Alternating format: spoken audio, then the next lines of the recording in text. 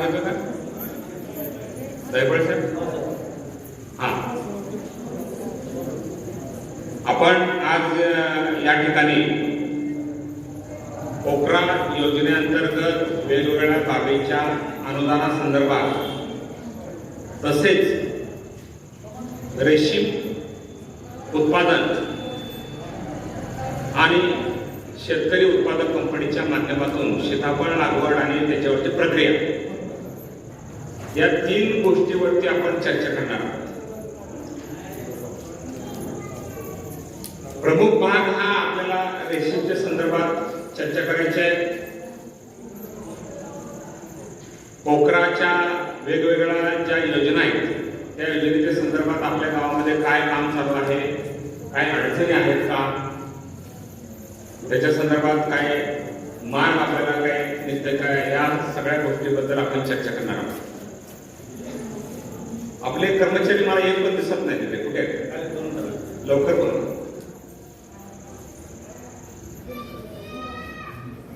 पहिल्यांदा आपण रेशीम या विषयाबद्दल चर्चा घेऊया. पहिले साहेब आहेत का? पहिले साहेबांबरोबर मला वाटतं पहिले साहेबांनी आपल्याला रेशीमच्या संदर्भात सर्वांना माहिती दिलेली आहे. कधी झाली पहिले साहेब बैठक आपली? महिला मंडळी असा करू नका, लक्ष द्या इकडे. पहिले साहेब कधी बैठक झाली आपली इथे? MLPचा कार्यक्रम होता सर. तारीख तारीख MLPचा तारीख 2 फेब्रुवारी. 2 फेब्रुवारी. आज आहे किती तारीख? 8 मार्च. म्हणजे 35, 1 महिना होऊन गेला. तर किती लोक होते बैठकीला? पहिले साहेब 15 लोक होते सर. सरपंच साहेब होते. कमी लोक होते. 30-40. अच्छा, ठीक आहे. आता याच्यातले किती लोक होते त्या परवाच्या त्या बैठकीला? ज्या बैठकीमध्ये रेशीम शेतीच्या संदर्भात आपल्याला माहिती मिळाली त्या बैठकीला याच्यातले किती जण होते त्याने हातवर करा.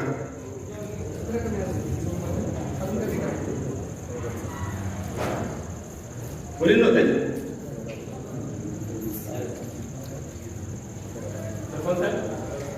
हा बैठकीतली रेशीमवाल्याच्या कार्यक्रमाला कोणीच नव्हते होता. तो रेशीमचा कार्यक्रम होता का इतर सगळ्यांसोबत? अच्छा, त्याच्यातला एक पार्ट होता, पण रेशीम म्हणून असा कार्यक्रम घेतला का? अच्छा, बसा ना, बस, परेशान होऊ नका. पहिले साहेब बसा, बसा, बसून घ्या. काय तुम्ही असं ताटकळू नका. आपल्याला रेशीम लावायची आहे, त्यामुळे आराम झाला पाहिजे, फ्रेश झालं पाहिजे. ओके, मला तर वाटतंय बहुतेक कोण रेशीमच्या बद्दल मार्गदर्शन कोणी केलं होतं? तुम्ही होते का? व्यवसाय मार्गदर्शन कोणी केलं होतं रेशीमच्या संदर्भात? थोडक्यात सांगितलं नाही करणार. बरं, मला सांगा, ठीक आहे, आता काय असेल त्याचं मला असं वाटतंय की ज्या पद्धतीने सांगायला पाहिजे त्या पद्धतीने सांगितलं नाही गेलं. आपल्यापैकी रेशीम शेतीबद्दल किती लोकांना माहिती आहे? हात वर करा.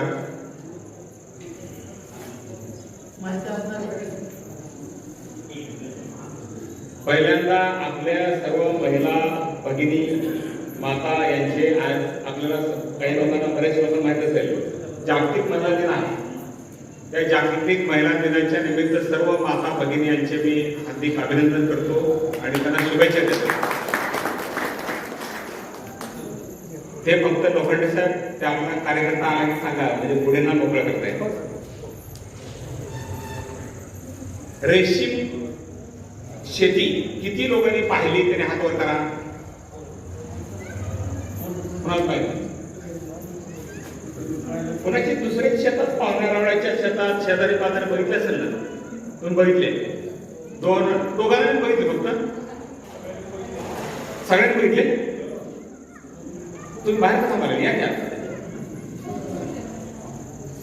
नाही, पण हात वर करत नाही ना. हात वर करत प्रॉब्लेम आहे. तुम्ही बघितली काका? बाकीचे खरंच बघितले नाही का? हात वर करत कंटाळा करतात. नाही विचारत नाही मी काय तुम्हाला परीक्षा घेत नाही. किती लोकांनी रेशीमची शेती बघितली, तुती लागवड, रेशीमचे शेड, त्याच्यामधले रेशीमचे किडे, रेशीमचे कोश वगैरे वगैरे याच्याबद्दलची माहिती किती लोकांनी घेतली आहे? जरा माहिती जाऊ द्या, पण बघितले. ठीक आहे, जाता जाता कुठेतरी रस्त्याच्या कडेला एखाद्याची शेड, काका इकडे बोला, इकडे बोला, ओ काका काका इकडे बोला, तिकडे बोलू नका. रेशीमचं शेड बघितलं का तुम्ही? बघितलंय? अच्छा, म्हणजे थोडी बहुत माहिती आहे. परफेक्ट माहिती किती लोकांना आहे रेशीम शेतीबद्दल? आपल्याला करायची आहे अशा उद्देशानं माहिती घेतलेले आपल्यापैकी किती जण तरी हात वर करा. बहुतेक तुमच्याकडे पाणी भरपूर दिसतं सरपंच, भरपूर पाणी आहे. रेशीम करणारे साहेब इथं आले मी परवडलं नाही असं आहे. रेशीम करणारे शेड सेट विकून टाकले, परवडलं नाही म्हणून आले नाही. कधीची गोष्ट आहे? 2 वर्षाखाली गोष्ट. हा, 2 वर्षाखाली गोष्ट. किती लोकांनी विकलं? एक लोकांचं तर माहिती आहे भाऊ. माहिती का ते इथं? ते आलेच गेले.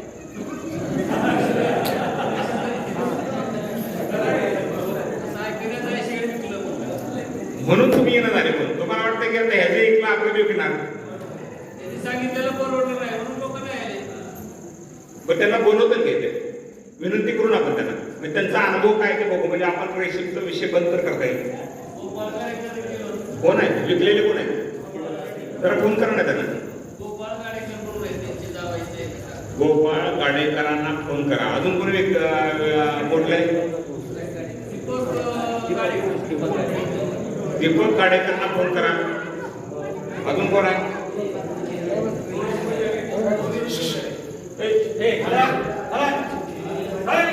दोनच बोलले का? गोविंद पुजारी.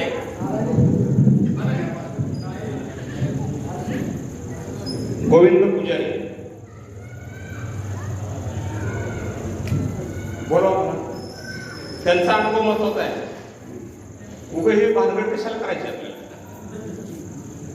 किती लोकांना मनातून वाटतं की हे जरा माहिती करून घ्यावं आणि मग करायला काय हरकत नाही, असं किती लोकांना वाटतंय? हे जरा फिरवा मी जसं करतो.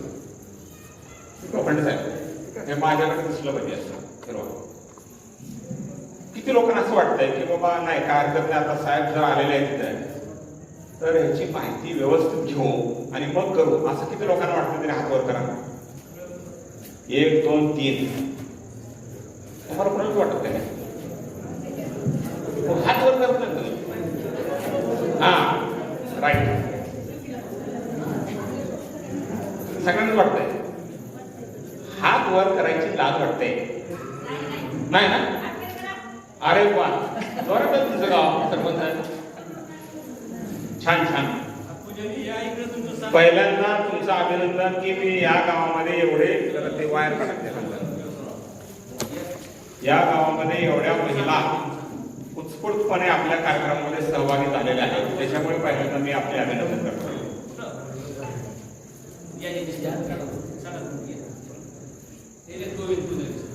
याला येऊ दे. जरा याचा स्पीकरचा आवाज कमी करायची गरज आहे का? त्रास होत नाही तुम्हाला? ठीक आहे, ओके. बाहेर आवाज होतो का? याला म्हणजे तिकडं लोकांना स्वयंपाक करताना आवाज आला पाहिजे, जेवताना आवाज आला पाहिजे. त्याला वाटलं पटकन उठून जावं, काय तरी जरा महत्वाचं चाललंय असं वाटलं पाहिजे. आता बघा, आपली ही भारतीय मानसिकता आहे, महाराष्ट्रीयन मानसिकता आहे. आपण माहिती न घेता त्याच्याबद्दल गैरसमज करून घेतो. आपण अनेक वेळा असा अनुभव घेतला असेल की आपल्या एखादा दोस्त आहे, मित्र आहे, त्याच्याबद्दल आपण गैरसमज होतो. खरं म्हणजे तो चांगला असतो, पण आपण त्याचं एक काहीतरी जरा फटकळ आहे बोलायला. मनाने चांगला आहे पण बोलायला फटकळ आहे. आपल्याला वाटतं अरे हे माणूस खराब आहे. तसं रेशीमचं काहीतरी झालं असावं असं मला वाटतंय, म्हणून आम्ही इथे पुन्हा आलो. मला बैले साहेब सांगितले बसा. आले का गाडेकर साहेब? पुढे या, तुमचे अभिनंदन.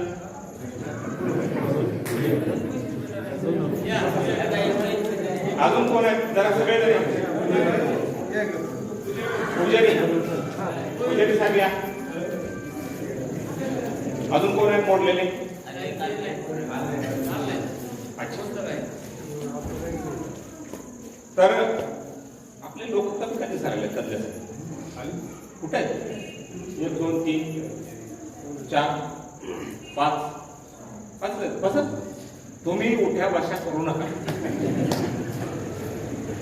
आणि टेन्शन अजिबात घेऊ नका रिलॅक्स पहिले साहेब आपले गरीब आहेत दुसरे म्हणून मी त्यांना काय बोलतो का पहिले साहेब आपला तुम्हाला त्रास आहे काय एका शब्दाने त्यांना विचारा मला सुद्धा लक्षात आलं की पहिले साहेब चांगले आहे पहिले साहेबांनी म्हणले की मी लय प्रयत्न केला परंतु इथं काय रेशीम साहेब होत नाही वाटलं तर तुम्ही या आमच्या गावामध्ये आणि तुम्हाला तुमच्या भाषेत काय सांगायचं असेल सांगा बघू आपण प्रयत्न करू असं पहिले साहेब बोलले म्हणून मी इथे आलो आता आपण मध्ये बोलू नका आता तुमचं मला वाटतं कोविडचा अंतर ठेवून बसावं लागतं सगळ्या बायका जवळजवळ बोलले की बोलणार कोविडचा अंतर ठेवून बसा पुन्हा हे कार्यक्रमामध्ये माझ्यावर गुन्हा दाखल व्हायचा सरपंच माझ्यावर महत्वाचं एक गोष्ट लक्षात ठेवा की आपल्याला आपल्या जवळपासच्या कोणत्या गावामध्ये रेशीम उद्योग सक्सेसफुल झाला आहे काय माहिती आहे का आलमला आलमला शेजारी आहेत नाही आलमल्यामध्ये किती रेशीमचे शेड आहेत काय सांगता येईल का पुजारी पुढे गाडेकर साहेब 100 आहेत रेशीमचे आणि बंद किती आहेत आणि चालू किती आहेत आता सध्या 40 चालू असते 40 चालू आहेत आणि बाकीचे बंद पडले बंद म्हणजे असं सध्या कोरोनामुळे बंद पडली कोरोनामुळे बंद पडले अच्छा म्हणजे आहे चालू पण आपल्या गावामध्ये गंगापूर गावामध्ये मात्र 3-4 लोकांनी प्रयत्न केले बाकीच्याने केलं नाही पण तुमची काहीतरी अडचण आली आणि मग तुमचं लोकांनी उदाहरण घेतलं लक्षात ठेवलं की अरे पुजारीचं पण पडलंय गाडेकरचं पण पडलंय भानगडीत पडायला नको आपला सोयाबीन बरा हरभरा बरा तूर बरी ऊस बरा बरोबर पण याच्यात रिस्क बी आहे घेऊ साहेब रिस्क घ्यायचीच नाही आहे ना पडीचं म्हणून तर सांगतो ना मी आज तुम्हाला रेशीम घ्या म्हणून सांगायला आलेलो नाही मग ते बघून शेतकरी नग म्हणते त्याच्या कशाला नादा लागून गाडेकर साहेब मी काय सांगतोय तुम्ही नीट ऐकून आता घ्या. रेशीम मी केला सगळंच केलं त्याच्यातलं मी काय सांगू लागला तुम्ही ऐकत नका तेवढं हे आमच्यातले शेतकरी करू शकत नाही मी काय सांगू लागला तुम्ही ऐकून झाला ऐकतो ऐकून घ्या मी आपल्याला इथे रेशीम करा म्हणून या आतमध्ये या बसा रेशीमचा उद्योग काका रेशीमचा उद्योग कराच हे सांगण्यासाठी आलेलो नाही पटलं तर करा बरोबर आहे का मागा लागून धंदा होतो का जर तुम्हाला मी काय सांगण्याचा प्रयत्न करतो कदाचित मी सुद्धा बांधावर सुद्धा नाही पण एसी मधला शेतकरी पण नाही अधिकारी आहे तेवढं तुमचा अनुभव फार महत्वाचा आहे गाडेकर साहेब तुम्हाला ज्या अडचणी आल्या त्या फार महत्वाच्या आहेत आणि हे सगळ्यांचा विचार करायचा आहे आणि मग जर आपल्याला ही बरी वाटली तर करायची आपली चालूच आहे पटलं का आता टेन्शन फ्री वाटायला का नाही ना आणि साहेबांना आता पुन्हा अजून आम्हाला रेसिपी एकदा तर शेड मोडले अजून एकदा शेड मोडायचं असलं काहीतरी सांगून जाणार पुन्हा असं काय आपल्याला करायचं नाही काहीतरी म्हटलं बघा बस हा तर आपल्याला आता जे रेशीमच्या संदर्भात पहिल्यांदा आपण माहिती घेऊया संपूर्ण माहिती घेऊ तयारी आहे तुमची सगळ्यांची माहिती घ्यायची पैसे पडत नाहीत माहिती घ्यायला अजून तिकीट नाही यायला पुढे लागणार आहे पहिल्यांदा सांगा आपली जी परंपरागत शेती आहे आपल्या गावामध्ये ऊस किती आहे गंगापूरला बरेचसे ऊस किती आहे वाढला किती आहे हा बरोबर. बाकी मला वाटतं ऊस सोडला तर फळबाग जास्त नसणार. जास्त नाही. आता सीताफळ लावलंय. किती एकर आहे सीताफळ? 50 एकर आहे. आणि मग इतर लोकांचं आपलं सोयाबीन, हरभरा, तूर, मूग, उडीद, अजून काय? ज्वारी, गहू, हरभरा सांगितलंय. आता आपल्याला थोडासा अशा दृष्टीने विचार करायचा की रेशीम शेतीची खरोखर आपल्याला नीट माहिती नाही. गाडेकर साहेबांचा आपल्याला अनुभव प्रत्यक्षात आपण चर्चा करणार. तुम्हाला ऐकून माहिती आहे, तुमचे अनुभव आता ते स्वतः सांगणार आहे. कसं कसं झालं, काय काय झालं सांगणार का? हो सांगतो. अगोदर गाडेकर साहेबांचे आपल्याला मराठीमध्ये इंग्लिशमध्ये एक म्हण आहे, अपयशातून आपण शिकूया. खरोखरच काय अडचण आहे ते आपण पहिल्यांदा समजून घेऊया. त्यामुळे पुजारी साहेब, गाडेकर साहेब, तिसरे गाडेकर आले का? नाही, बोला की त्यांना मी एकदा म्हणजे पक्क होऊन जाईल आपण. तात्या बोला. गाडेकर साहेब, तुमचा अनुभव सांगा. नेमकं काय झालं, काय तुम्हाला माहिती देतो. या इकडे बोलता येईल. जे खरं आहे ते सांगाल बघा. मी माझं एवढं विनंती आहे, तुमच्या सांगण्यावर दीपकराव, तुम्ही खरं सांगितलं तर खरोखर रेशीम शेती करायची का नाही लोक ठरवतील. त्याच्यामध्ये तुमचा किती दोष, रेशीमच्या किड्याचा किती दोष, शासनाच्या योजनेचा किती दोष, हे सांगायचं. जे आहे ते सांगायचं. ओके, बसू का? तर मी तुम्हाला माहिती देतो. 2015 मध्ये मी नोंद केली आणि 2016 मध्ये मी लागवड केली रेशीम. लागवड केल्यानंतर अगोदर उन्हाळ्यामध्ये तुझी नोंद करावी लागते. ऑफिसमध्ये जाऊन नोंद करणार. त्याची 500 रुपये फीस भरून पहिल्यासून नोंद असते. 7/12 वगैरे सगळे कागदपत्र लागतात. नोंद केल्यानंतर 2016च्या मिरगाला मी लावण केली. बेणं वगैरे विकत आणलं आणि ती लावण पूर्ण केली. लावण केल्यानंतर कमीत कमी 6 महिने त्याच्यापासून आपल्याला कसलंच उत्पन्न मिळत होतं. ती झाड वाढण्यासाठी तेवढा वेळ जातो. आणि सुरुवातीला माझ्याजवळ शेड वगैरे काही नव्हतं. मी पहिलं 1-2 क्रॉप दुसऱ्याच्या शेडमध्ये काढले. मग त्यावेळेस एक 10-15 हजाराची क्रॉप झाली. आपल्याला काय ते जायला यायला ती आपल्याला काय परवडलं. त्याच्यानंतर पाऊस काळ चांगला झाला. पाऊस काळ चांगला झाल्यानंतर पुढल्या वर्षी भरपूर उत्पन्न निघायला सुरू झालं.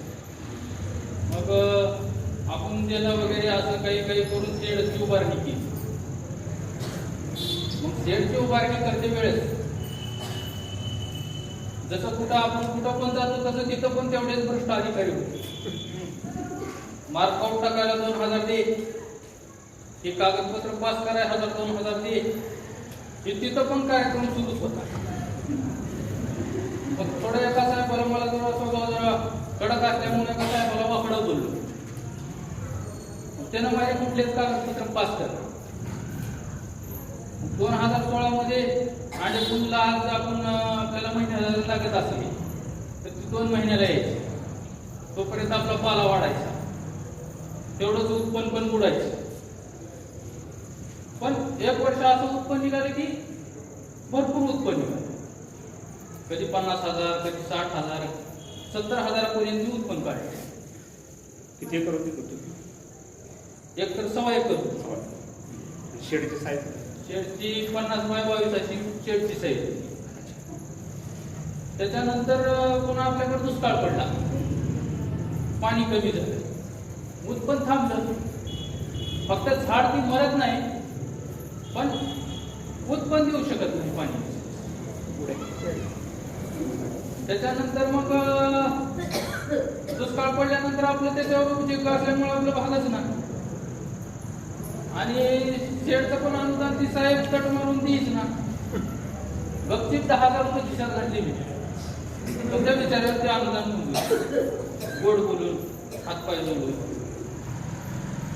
मग ते अनुदान आल्यानंतर मग आपण विचार केला आता बी आपल्याला पाणी पुरत नाही आणि उत्पन्न बी काही काढू शकत नाही आपण, म्हणून ती खेळ म्हणून करून टाका. एक जर आपल्याला कृती लावायचं असलं तर आपलं भांडवल स्वतःपाशी पाहिजे. सरकारवर अवलंबून ही धंदा होत नाही. शेवटी कुठेही गेलं तरी अधिकारी आपल्याला त्रास देणार म्हणजे देणार त्या उद्योगात.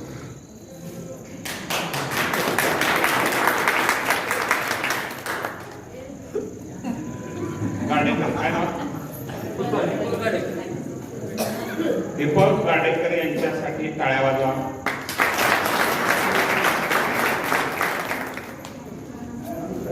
खरं म्हणजे गाडेकर यांनी अतिशय खरं, स्पष्ट आणि प्रामाणिक सांगितलं, मत सांगितलं. जे काय ते खरं सांगितलं त्यासाठी तुमचं अभिनंदन. आता ह्या सगळ्या चर्चेतून त्यांनी सांगितलं स्पष्ट, उत्पन्न कधी काही वेळेस चांगलं पण निघालं, भरपूर चांगलं निघालं. म्हणजे योजनेमध्ये काहीतरी अडचण आहे. ते बघ ताई जरा बोलू नका, थोडस शांत एकमेकांकडे बघू सुद्धा नका, फक्त माझ्याकडे बघा. मला डिस्टर्ब होतंय बोलताना. दीपक यांनी जे सांगितलेलं आहे त्याच्यातून आपण सर्वांनी बोध काय घेतला की योजना मध्ये काहीतरी अडचण आहे. रेशीम कीड, तुती आणि त्याच्यापासून जो उत्पन्न, याच्यामध्ये दीपक अडचण आहे का? अडचण याच्यामध्ये नाही. म्हणजे त्या धंद्यामध्ये अडचण नाही, योजनेमध्ये अडचण. पटलं का सगळ्यांना? तुमचं काय मत आहे पुजारी साहेब? माईक मध्ये बोलावं लागतं तसं तू बसून जमत मी आहे ना, तुम्ही आहो ना. या अहो किती छान बोलले ती. बरं हा सांगा तुमचं म्हणणं, सांगा काय तुमचा का धंदा बंद पडला? पण आम्ही 10 वर्षात होतो, लावलो होतच नाही म्हणले अच्छा. ज्या 10 शेतकऱ्यांनी केलं ते सगळ्यांनी केलं तर तुम्हाला अनुदान मिळणार नाही मिळणार, म्हणजे योजनेत दोष आहे. रेशीम उद्योगामध्ये दोष आहे का? ओके. सगळ्यांना एक मेसेज कळाला का? दीपकने मला फार आवडलं त्यांचं सांगणं. योजनेमध्ये दोष आहे, उद्योगामध्ये दोष नाही. बरोबर आहे कंदे साहेब? काय तुमचं काय मत आहे? जर योजनेमध्ये दोष आहे तर योजनेमधला दोष आम्ही काढून टाकलेला आहे. तुमची कुठल्या योजनेमधून लागवड होती दीपकराव? रोजगार हमी. आपली जी आता लागवड करायची आहे ते मनरेगामध्ये नाही, पोखरामध्ये आहे. पोखराचा अनुभव कसा आहे? आता पोखराचा आम्हाला नवीनच आहे, आम्हाला त्याचा अनुभव काय? आपल्या गावात अनुभव कसा आहे पोखराचा? 3ऱ्या टप्प्यात आहे काय? तरी पण काही लोकांना अनुदान मिळालं असेल ना?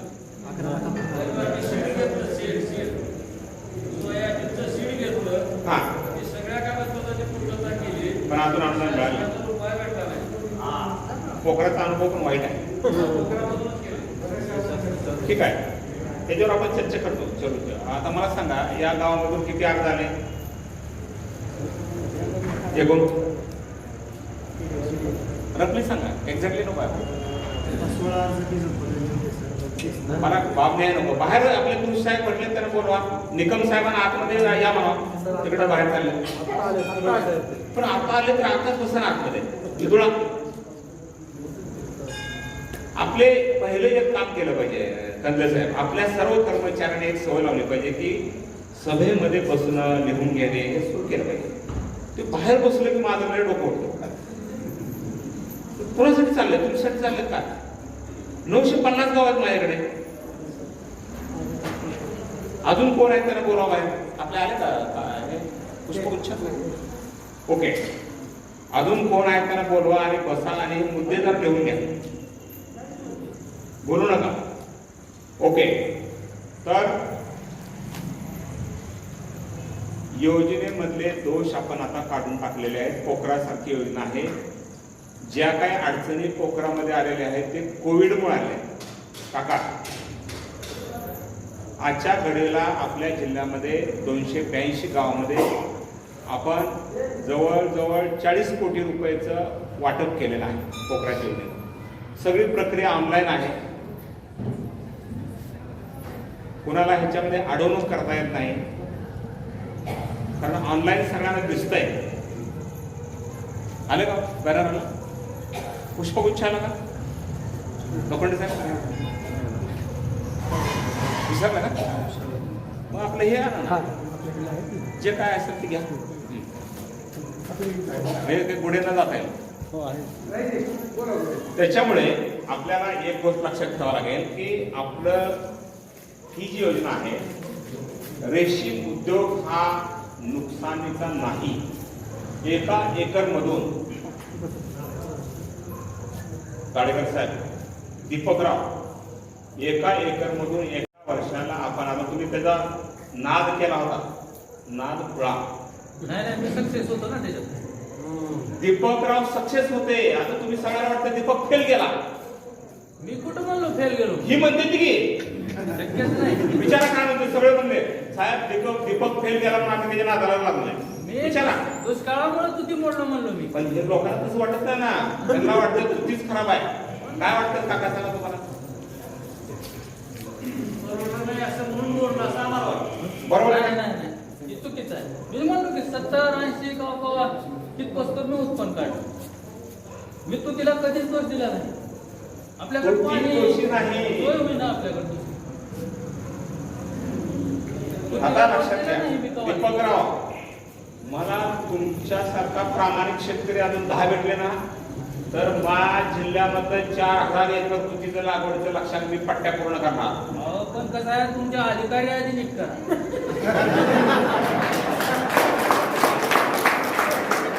म्हणजे तुमचं म्हणणं पहिले साहेब खराब आहे.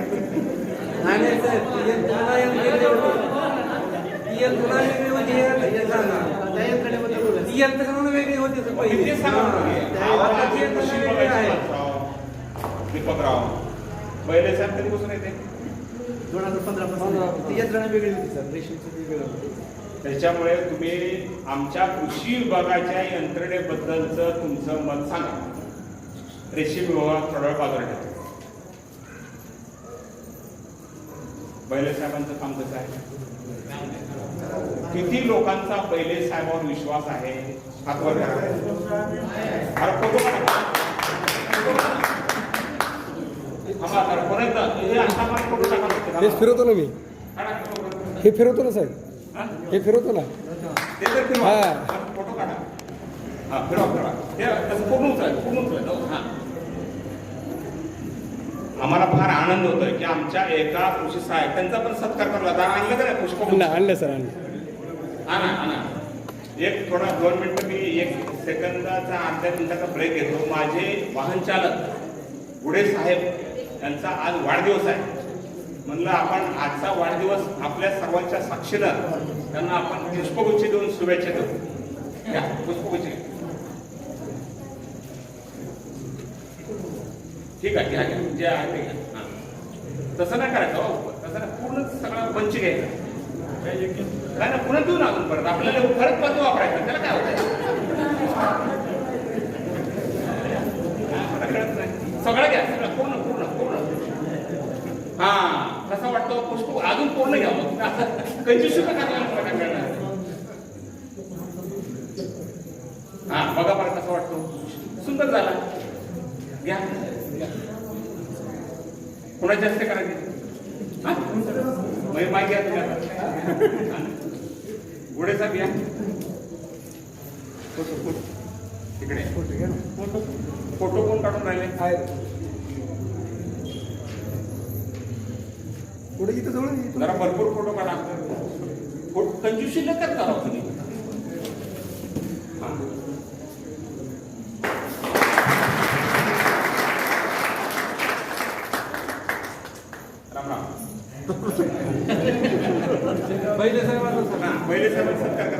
या. बैले कुठे साहेब, घ्या? माझ्या तुमच्यामुळे माझा गैरसमज दूर झाला कदम साहेब. मला असं वाटायचं की आपले लोक कामच करत नाहीत खंदे साहेब, पण आपल्यासारखे लोक काम करतात ही किती मोठी आनंदाची गोष्ट आहे. माझा इतका मोठा गैरसमज होता की काय बरेच मला तक्रारी यायच्या पाहिजे, पण अशा पद्धतीनं काम आपण जर सगळ्यांनी केलं तर आपलं काम चांगलं होणार आहे. त्याच्यामुळे आपल्या सर्वांच्या म्हणून प्रतिनिधी म्हणून आम्ही आता पहिले साहेबांचा सत्कार करतो.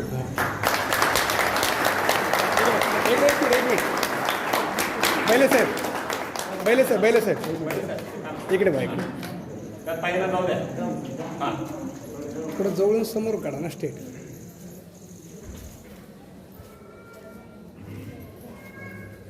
हे सगळं म्हणजे माझ्या शेतकरी बांधवांमुळे यशस्वी झालं.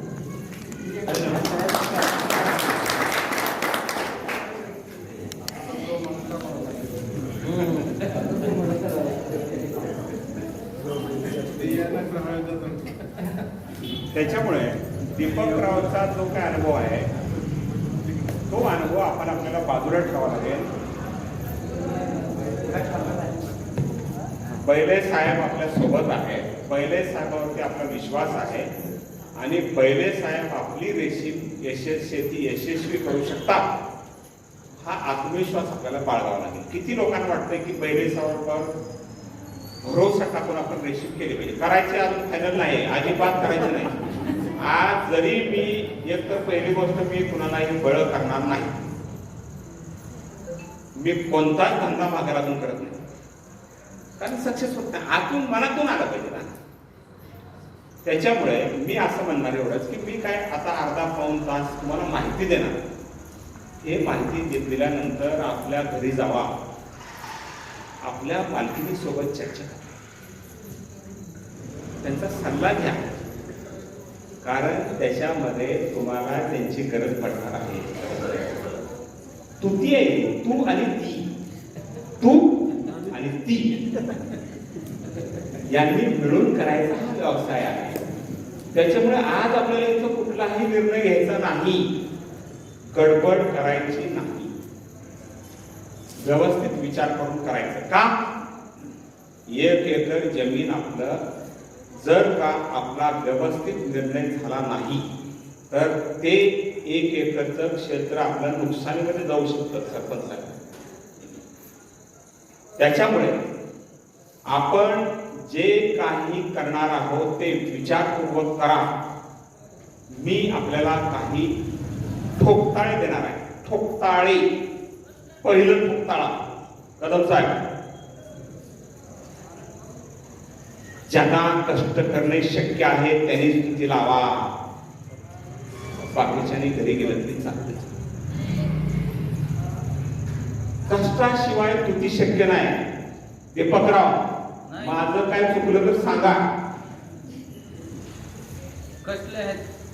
मनापासून त्यांना पटून राहिलं.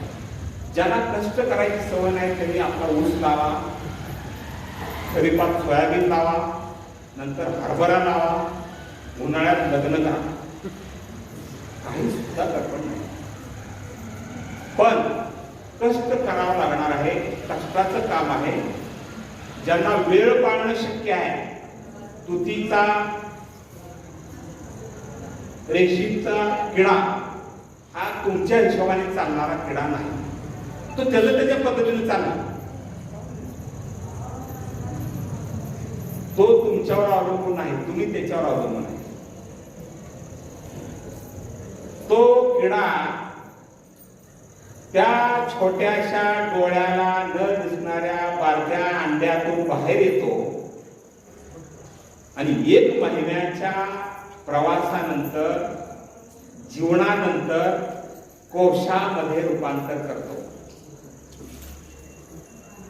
30 दिवसामध्ये कोशामध्ये रूपांतर करतो आणि हा कोश मग आपण बाजारात विकायला घेऊन जातो. मग आपला किडा मारतो आपण आणि मग तो विकला जातो. दीपकराव बरोबर आहे का? काय भाव विकला तुमचा कोश? कधी 450 रुपये किलो, कधी 350, कधी 500, कधी 550, महागा पडतो. कधी 600. अशा पद्धतीनं म्हणून मी जे 2 ठोकताळे सांगितले आपल्याला. पहिली गोष्ट काय सांगितलं? कष्ट. दुसरी गोष्ट वेळ पाळावा लागेल. तिसरी गोष्ट आपल्याला हा उद्योग आहे, ही आपली नेहमीची शेती नाही, हा उद्योग आहे आणि मग आपल्याला उद्योग करून हे काम करावं लागेल. ह्या 3 गोष्टी जर आपण पाळू शकलो तरच रेशीमचा उद्योग करा. आपल्याला अजिबात नाही, या गावामध्ये एकाने सुद्धा नाही केलं तर काही फरक पडत नाही. 282 गाव आहेत आणि कुणीच नाही केलं तरी काय फरक पडत नाही. कंदे साहेब, आम्हाला यावर्षी फळबाग लागवड करायची होती. डॉक्टर महेश, किती लागवड करायची होती आपल्या तालुक्यात? 180 झाली. किती? 180 च्या आगे 5 हेक्टर झाली. कुणाचंही काहीही वाकड झालेलं नाही. झाले ना? काय झालं? त्याच्यामुळे अजिबात त्याची काळजी करायची नाही. फक्त व्यवस्थित समजून घेऊन करा.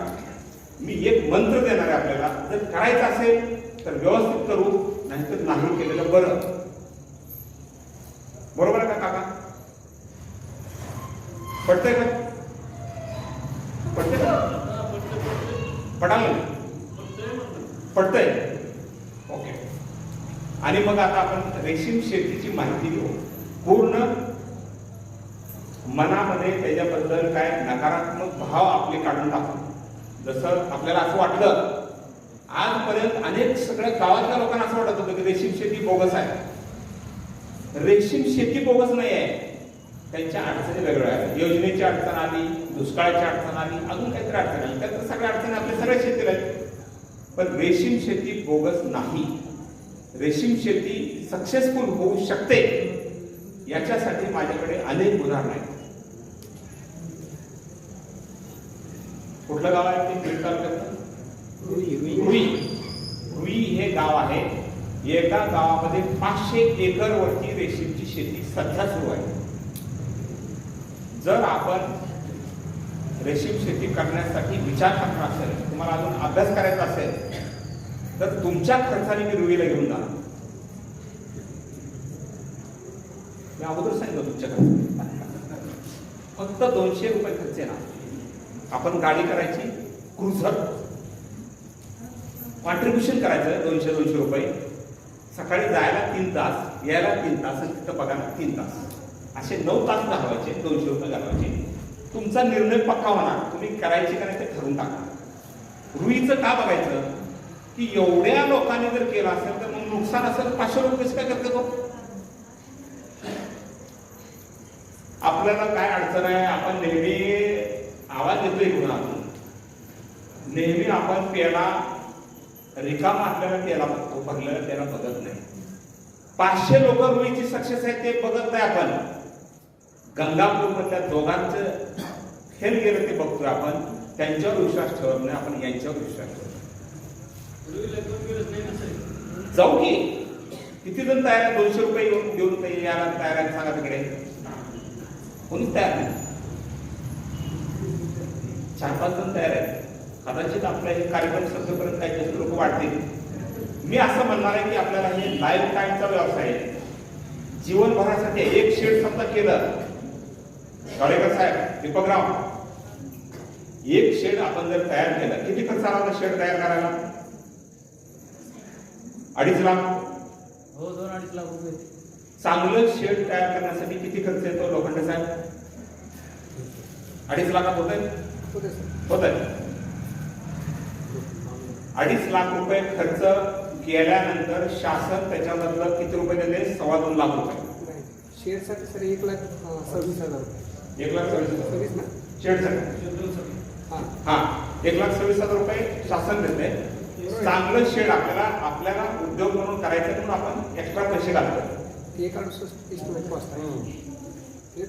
ती गव्हर्नमेंटची झाली, पण प्रत्यक्षात खर्च थोडा जास्त येतो. 2 पण आपल्याला हा व्यवसाय आपल्या घरासाठीचा महिन्याचा पगार म्हणून आपण याच्याकडे विचार करावा लागणार. आपल्याकडे असे अनेक शेतकरी आहेत. आता जसे मी इथे व्हिडिओ शूटिंग करतोय, याच्यानंतर आम्ही जिथे जिथे जाऊ तिथल्या तिथल्या प्रत्येक शेतकऱ्यांचं शूटिंग करणार आणि आम्ही तुम्हाला व्हॉट्सअपवर टाकणार, आपण ऐकणार ते. असे अनेक शेतकरी आहेत त्यांनी महिन्याचा पगार सुरू केलेला आहे शासकीय नोकरासारखा. हे आपल्याला रेशीमच्या शेतीमधून शक्य आहे आणि त्याच्यासाठी आपल्याला रेशीम शेतीचा विचार करायचा, अभ्यास करायचा. हजारो शेतकरी आहेत. आपलं फक्त दुर्दैव काय झालं की रेशीम विभाग हा छोटा विभाग आहे. रेशीम विभागामध्ये पूर्ण जिल्ह्यामध्ये 2 अधिकारी आहेत आणि त्यांची जी योजना आहे ती अनेक लोकांवरती अवलंबून आहे, ते सुद्धा हातबल आहे. आणि मग त्याच्यामधून वेगवेगळ्या अडचणी झाल्या आणि मग आपल्याकडे वेगळा संदेश गेला. दीपकरावची शेती, रेशीम शेती काही अडचणीमुळे फेल गेली. आपल्याला असं वाटलं की रेशीम शेती उद्योगच खराब आहे. हे पहिल्यांदा आपल्याला मनातून काढून टाकावं लागलं. आणि ह्याचा जर आपल्याला अभ्यास करायचा असेल, माहिती घ्यायची असेल तर आपल्याला संपूर्ण रेशीम शेती समजून घ्यावी लागेल. फार अवघड नाही, शास्त्र काय फार अवघड नाही. प्रत्यक्ष डोळ्याने याची देही याची डोळा पाहावा लागेल. आगमनाला बघा, ज्यांना रोईला येणं शक्य नाही त्यांनी आगमनाला बघा. तुमची एक आम्ही जे लोक इच्छुक आहेत, कारण प्रत्येक शेतकरी एकटा एकटा गेला तर तिथं लोकांना सांगणं अवघड होणार आहे.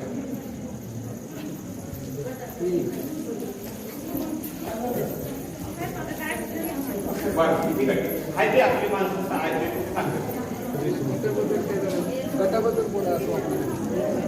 आता एकच विषय बोलता येईल, एकदम आता कसं बोलता येईल. ठीक आहे, पुन्हा एकदा येऊ आपण गटासाठी. नाही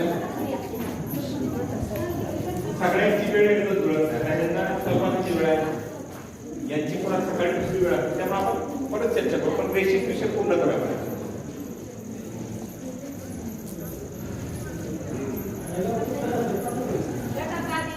ठीक आहे, ठीक आहे, तुमच्या सोयीनुसार हे करा. रेशीमच्या संदर्भात मी जे काही सांगत होतो की पहिल्यांदा आपल्याला हा विषय समजून घ्यावा लागेल, याच्यामधला फायदा आहे का नाही. जरा थांबलेले लोक शांत होतात, आपसा बोलणं काका थांबासाठी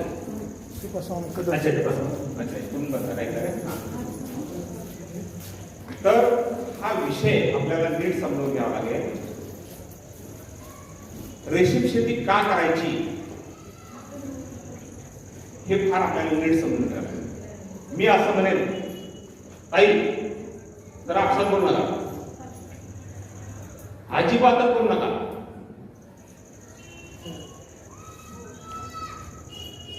रेशीम शेती याच्यासाठी करायची की आपल्याला शेतीला जोडधंदा पाहिजे.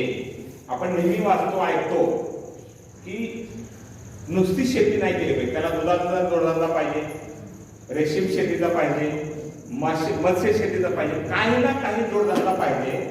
तर त्याच्यापैकी एक चांगला जोडधंदा म्हणून आपल्याला रेशीम शेती केली पाहिजे. 1 नंबर. 2 नंबर, रेशीम शेतीमध्ये फवारण्याची आवश्यकता नाही. सोयाबीनला किती फवारण्या करता? 3 वर कुणाच वाटतं ते काय 4-5 वाटत तुमच्याकडे कमी होतं का? हा, पण फवारण्या करता. रेशीम शेतीमध्ये फवारणी करायची गरज नाही. उलट किती फवारण्या करायला? हा, बरं झालं तुम्ही पुढे समोर बसले ते लगेच मला करेक्ट. किती फवारण्या करायला? ते आपल्या मनावर आहे, आपल्याला जसं पाला आणायचं तसं टॉनिक फवारू शकता, खतं टाकू शकता. दीपकराव, तेच मी विचारतोय की साधारणपणे किती फवारण्या करायला? एखादी दुसरी तर करावी लागते, म्हणजे कमी कमी. मी माझे शब्द मागे घेतो. कवा कवा पानं करते त्याच्यावर कधीतरी नीट पडतंय. नाही नाही, त्यातलं मी तुम्ही ऐकत नाही. अरे काय दुर्भाग्य, त्यांनी सगळं खरं सांगितलं. लक्षात घ्या, तुमचं बरोबर आहे. फवारणी अतिशय कमी करावं लागते, हे बरोबर आहे का? करावं लागते पण फवारावं लागते. हा, फवारावं लागते, पण फवारणीचा खर्च कमी आहे, मान्य आहे का? तिसरी गोष्ट, पाणी कमी लागतंय. ठिबक घेतलं का तुम्ही? असं पाणी देतो. पण ठिबक जर केलं तर त्याला पाणी ऊसाला जेवढं पाणी लागतंय त्याच्यापेक्षा 3 पट कमी पाणी लागतं. म्हणजे 1 एकर ऊसाच्या ऐवजी आपण 3 एकर रेशीम तुतीची लागवड करू शकतो.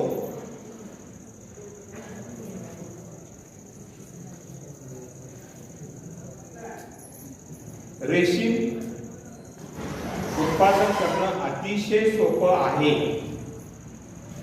रेशीम उत्पादन करणं अतिशय सोपं आहे. रेशीम उत्पादन करणं अतिशय सोपं आहे. 3 वेळा बोललो मी, 3 वेळा मुद्दा. आपल्या डोक्यात कुठेतरी पूर्वीचं आहे हे रेशीम शेती फार अवघड होती. पूर्वी पानं तोडून टाकावं लागायची, आता फांद्या तोडून टाकावं लागतात. पूर्वी रेशीमचा अंडा, रेशीमचे अंडकोश काय म्हणतात, अंडीकोश, अंडीपुंज आपल्या घरी आणून बारक्या त्या भगरीपेक्षा लहान असलेल्या अंडीमधून आपल्याला रेशीमचे किडे तयार करावे लागायचे आणि ते अतिशय धोकादायक रिस्की होतं. त्याच्यामध्ये अंडी अळ्या मारण्याची शक्यता जास्त होती. आता मात्र आपल्याला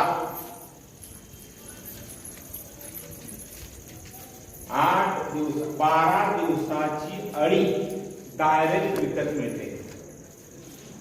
अंड्यापासून ते 12 दिवसाच्या अळीपर्यंत जो काय जास्त रिस्कचा पिरियड आहे तो पिरियड चॉकी सेंटर, म्हणजे जसं आपल्याकडे कुक्कुटपालन असतं, बारक्या कोंबड्याचे पिल्ले अंड्यापासून तयार करणं आणि त्या पिल्ल्याचा सुरुवातीच्या काळामध्ये वाढ करणे याच्यासाठीची वेगळी व्यवस्था आपण केलेली आहे.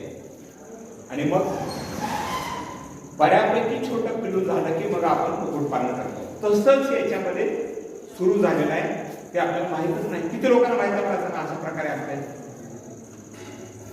तुम्हाला माहिती आहे, बाकीच्या लोकांना माहितच नाही. तर वाटतं अरे की ते आपल्याला कधी कसं काय जमणार.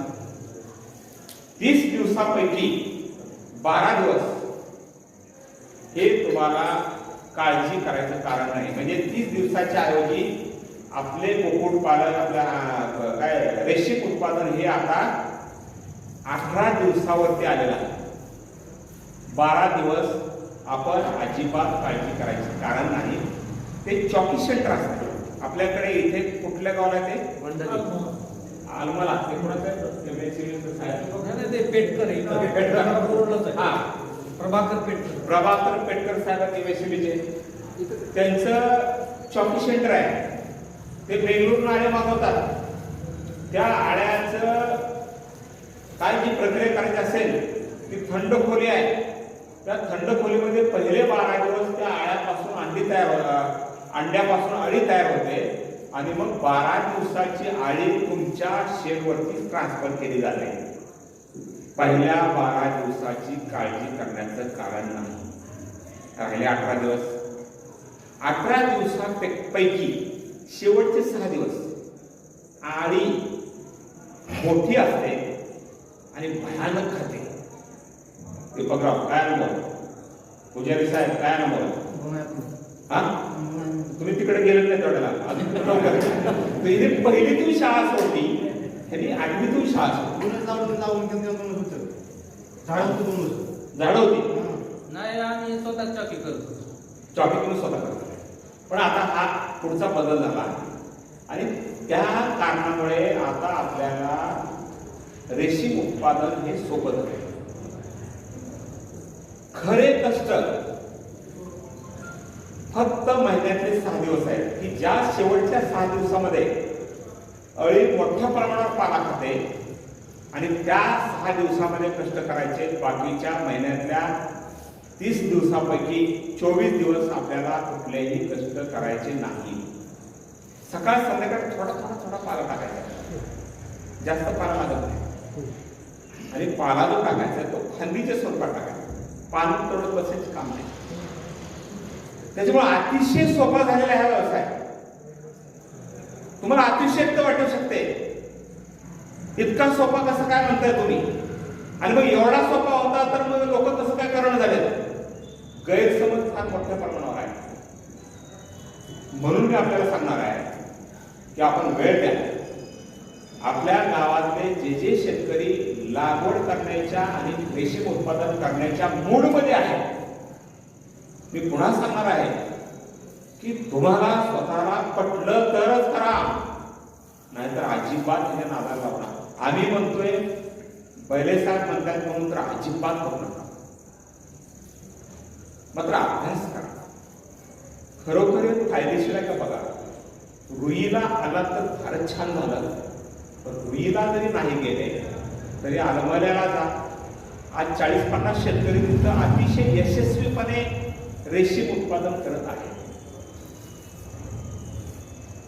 आणखी एखादं उदाहरण बघायचं असेल तर हरंगुळला जा. नव्या उमेदीनं 12 शेतकरी त्या ते कामाला लागलेले आहेत. जबरदस्त उत्पादन सुरू झालेलं आहे. लोखंडे साहेब तिथे पहा, पाहून करा, बघून करा, अनुभव घेऊन करा, पण करा असं मी शेवटी सांगणार. त्याचं कारण पुढचं जे आहे, मी जे रेशीम शेती का करायची याच्याबद्दल मी सांगतो आहे. 3.25 लाख रुपये एका एकरला अनुदान आहे. कदम साहेब, एका एकर रेशीम शेतीसाठी 3.25 लाख रुपये अनुदान आहे. मनरेगा सारखं नाही, मस्टर काढायचं नाही, अंगठे सह्या मजुराचं भांगड नाही. पोखरामध्ये योजना आहे, ऑनलाईन करायचंय. कुठे गेले? काय नाव आहे तुमचं? विकास कांबळे. ऑनलाईन करायचं, पूर्वसंमती मिळणार, लागवड करायची, फोटो काढायचा, बिल सबमिट करायची, अनुदान खात्यावर.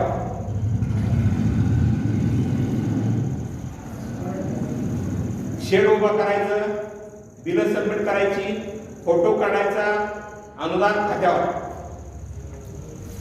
रेशीम उत्पादनासाठी जे साहित्य लागतंय त्याच्यासाठी 60,000 रुपये अनुदान आहे. मला करेक्ट आकडे लक्षात राहत नाही वयामध्ये. थोडं बहुत तिकडे तिकडे होते. 57,000 रुपये हे रेशीमच्या साठी लागणाऱ्या साहित्यासाठी अनुदान आहे.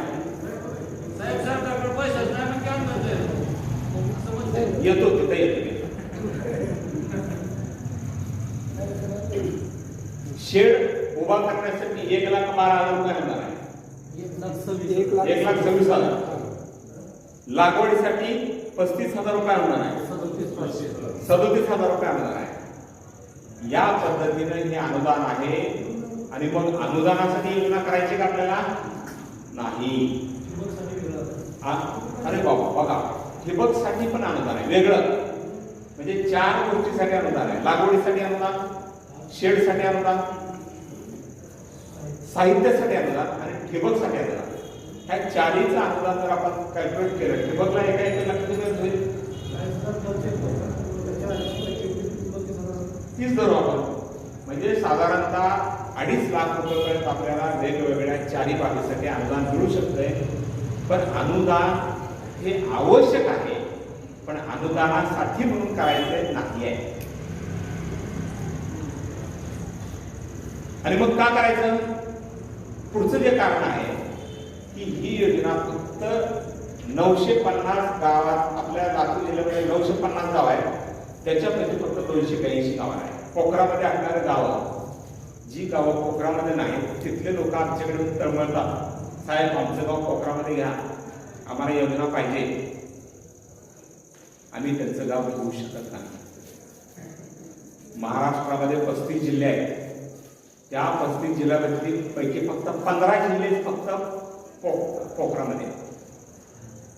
संपूर्ण मराठवाडा, पश्चिम विदर्भ आणि जळगाव, बरोबर, एवढे 15 जिल्हे आहेत. बाकीच्या जिल्ह्यामध्ये अशा प्रकारची योजना नाही. टार्गेटचं बंधन नाही. 15 एकर एका गावामध्ये आपण पोखरामधून रेशीमचं लागवड करा अशा प्रकारच्या सूचना, टार्गेट नाही, आम्ही आमच्या कर्मचाऱ्यांना दिलेले आहे. 15 एकर हे कमीत कमी त्यांना बंधनकारक आहे. 15 एकर नाही झालं तर पहिले साहेबांच्या पगारावर परिणाम होऊ. तर आपण आरमल्याला जाऊ, हरंगोळला जाऊ, रुईला जाऊ, जाजनूरला जाऊ, अनेक अशी गावं आहेत तिकडे, निपाणीला जाऊ, तिथे जा,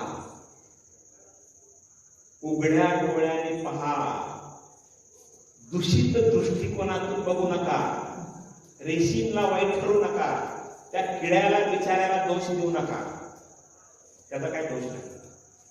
तो एका शेतकऱ्याला एका महिन्यामध्ये 1 लाख रुपयाचं उत्पन्न त्याच्या रेकॉर्डवर आहे, अकाउंटला आहे. ते उत्पन्न तुम्हाला आणि मला सुद्धा 100% मिळू शकतंय. ऑफकोर्स त्या किड्याशी आपल्याला दोस्ती करावी लागेल, त्या किड्याला आपल्याला समजून घ्यावं लागेल, त्या किड्याच्या संदर्भाची सगळी त्याचं बारकावे माहिती, हा आपला जो पाहुणा आहे त्याला कसला पाला लागतो, त्याला काय चालतं, त्याला काय नाही चालतं, याच्या संदर्भातली बारकाईनं माहिती घ्यावी लागेल. आता एवढे तर कष्ट आपल्याला केल्याशिवाय फायदा. आता हे पण ज्याला जमत नाही त्यांनी अजिबात रेशीम करू नका असं मी जाहीरपणे सांगणार. आणि मग आता त्याचे बाकीचे पुढचे बारकावे मी काही इथं सांगणार नाही.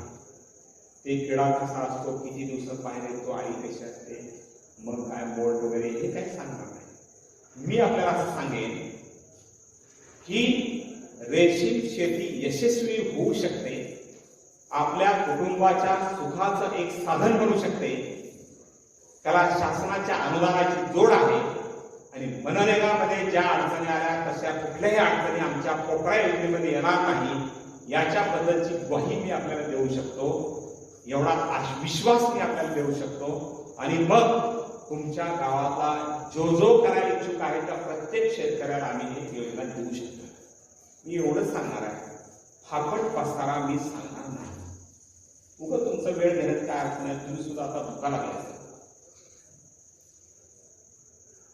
त्याच्यामुळे मी आव्हान करणार आहे, मी इथे आलो का, पहिले साहेब म्हणले की बाबा साहेब तुम्ही एकदा बघा, कदाचित तुम्ही थोडा बारका माणूस आहे, खुश आहे, माझं तेवढं रोजच काय, रोज मरे त्याला कोण रडे, तेव्हा पहिले साहेबांना तुम्ही काय ऐकत नाही. मग ते म्हणजे जरा पाहुणा कलाकार घेऊन येऊया म्हणून मी तुम्हाला माहिती देण्याचा प्रयत्न केलेला आहे. मी सरपंच साहेबांना आणि पाटील साहेबांना विनंती करणार आहे की अजूनही वेळ आहे, अर्ज करण्यासाठी 2 दिवसाची मुदत वाढलेली आहे. आलमल्याला बघा, हरंगोळला बघा, रुईला आपण अजून नंतर जाऊ वाटलं 4 दिवसांनी. पण हे सगळं बघून आपण ज्या लोकांना पटलेलं आहे, आता इथे जे काही लोक कमी आले म्हणून मी बाहेर स्पीकर लावायला सांगितलं, मी घरी जेवता सुद्धा त्यांना ऐकता आलं पाहिजे, माझा उद्देश तो होता. आणि इतकी चांगली होती सरपंच साहेब, कारण आम्हाला तळमळ वाटली. माझं गाव पण तिकडे आहे, बार्शी तालुक्यात आहे, गुरे पाटणाच्या गावात. कारण गुरे पाटणा तुम्ही सगळ्यात ओळखता. आमच्याकडे योजना नाही. आता मला करायचं तर माझ्या स्वतःच्या खिशाच्या खर्चात करावं लागतं. तुमच्यासाठी 3.5 लाख रुपये प्रति एकरची योजना आम्ही तुमच्या दारामध्ये घेऊन आणलाय. तुम्ही जर का झोपेत राहिलात तर तुमच्यासारखे दुर्दैवी लोक कुणीच नाही, एवढाच मी संदेश देतो आणि आपली रजा घेतो. आपले काही या संदर्भाचे प्रश्न विचारणार असाल तर आपण अवश्य विचारा. धन्यवाद. राम. काय प्रश्न विचारा, मोकळेपणे विचारा. रेशीम शेतीच्या संदर्भात आपले काय प्रश्न असतील? हा, मी तुम्हाला ते सांगतोय, पोखरामध्ये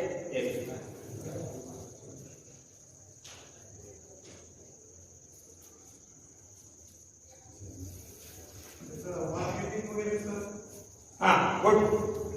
जरा असं करा म्हणजे मला मार्केटिंगच्या संदर्भात अतिशय महत्त्वाचा प्रश्न विचारणारा माणूस करण्याची शक्यता मला वाटायला लागली. त्यांच्या मनात चाललेलं आहे, उघड नाही. मार्केटिंगच्या संदर्भात आपल्याकडे मुरुडला व्यापारी खरेदी करतात. जालन्याच्या ठिकाणी मार्केट आहे आणि जास्त मगाशी तो आपल्याला यांनी सांगितलं पुजारी साहेबांनी, आपण जर का एकत्र केलं, जास्त लोकांनी लावलं तर आपल्या एकाच वेळेस बॅच सुरू करता येते, एकाच वेळेस कोच तयार होतात आणि ते कोच आपण जे आपल्या भारतातलं मोठं मार्केट आहे रामनगर, जे आपले 99% शेतकरी तिथे घेऊन जातात, तर तिथे रेल्वेने जाता येतं, बाय रोड आपण सर्वांकडून एखादी छोटं वाहन करून जाऊ शकतो. त्या पद्धतीनं त्याचं मार्केटिंग करणं शक्य आहे. आणि अलमरा इथून किती किलोमीटर आहे? 5 किलोमीटर आहे. अलमऱ्याची शेतकऱ्याला ज्यावेळेस आपण भेट देणार आहोत तर त्यांच्याकडून सुद्धा आपण सर्व माहिती करून घेऊया. ओके, आणखी काय प्रश्न आहे? 1 एकर पेक्षा कमी क्षेत्र त्याला टाकता येईल. किती क्षेत्र आहे? नाही सर.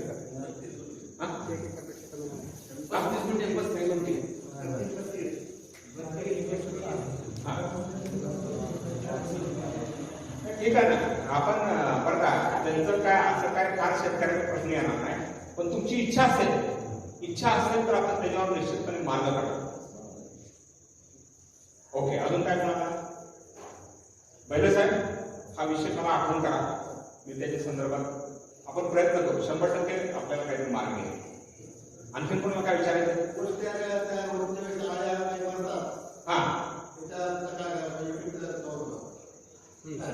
येस, महत्वाचा प्रश्न विचारलेला आहे की हे जे सगळं कोश आणि कृतीचं लागवड, या दोन्ही गोष्टीला आपल्याला थोडी काळजी घ्यावी लागते. इथे काही जसं एक उंची माशी म्हणून येते किंवा काही रोग आहे ते येणार नाही याच्यासाठी प्रत्येक वेळी ज्यावेळेस आपलं कोश तयार होतात, कोश आपले सगळे निघून गेले, शेड रिकामं झालं, त्यावेळेस आपल्याला त्याची पूर्ण डिसइन्फेक्शन, निर्जंतुकीकरण त्याचं करावं लागतं. आणि ती सगळी प्रोसिजर आहे. आणि ह्या सगळ्या प्रोसिजर प्रमाणे गेलं तर 100% त्याच्यामध्ये अडचण येत नाही. आणखी काय शंका?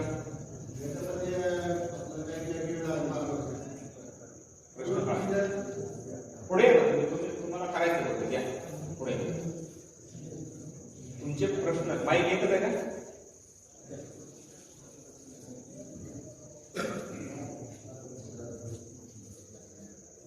रेशीम उद्योगासाठी जे आपल्याला जे पूर्ण ट्रीटमेंट आहे ती कुठे मिळते त्याची? अतिशय महत्वाचा बसत घेते. त्याच्यामध्ये आता 10 तारखेपर्यंत आम्ही संपूर्ण 1 दिवसाचा ट्रेनिंग मंत्रालय असलेला नाही, अतिशय महत्वाचा प्रश्न आहे. तुम्ही ऐका तुम्ही करणार 100% करणार. एक लक्षात घ्या, आपण रेशीम विभागामार्फत 1 दिवसाचं ट्रेनिंग देणार. सकाळपासून संध्याकाळपर्यंत सगळं तुम्हाला लिहून घ्यायला लागणार, त्याचे काय पुस्तक देणार. आणि शिवाय त्या दिवशी शक्य झालं तर आपल्याला काही शेडला पण भेट देणार.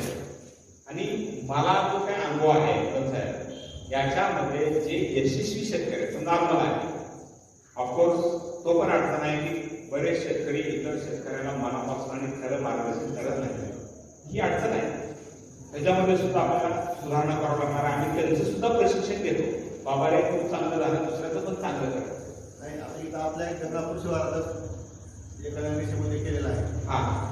त्याचे कोच तयार झाले नाही, त्याच्यामुळे तर तो फक्त आई सप्लाय करायचं काम चालू केलं. अच्छा, सध्या प्रॅक्टिकल आहे. तुम्ही याचं सांगता त्याची 3 लॉट खाली गेली. नाही, ठीक आहे, मी तेच सांगतो तुम्हाला. जर खाली गेले शेतकरी पुन्हा उतारी येतील. तेच सांगतोय की बघा, पेटकर साहेब म्हणजे आता ते साहेब निगल साहेब आहे, मी त्यांना नाव ठेवत नाही, पण ते साहेब आहे. मी पण साहेब आहे.